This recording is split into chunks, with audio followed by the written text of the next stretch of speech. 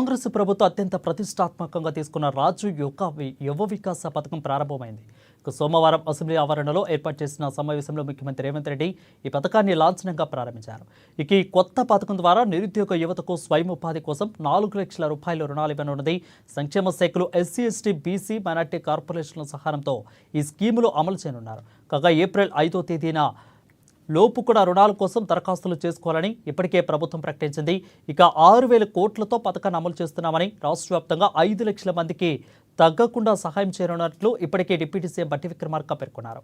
ఇటీవల రాజు యువ వికాస్ అమలుపై బీసీ సంక్షేమ శాఖ మంత్రి పొన్నం ప్రభాకర్తో కలిసి డిప్యూటీ సీఎం బట్టి విక్రమార్క సమీక్షించారు. యువతకు పెద్ద ఎత్తున ఉపాధి అవకాశాలు కల్పించేందుకు ఈ స్కీమ్ను తీసుకొస్తున్నట్లు తెలిపారు.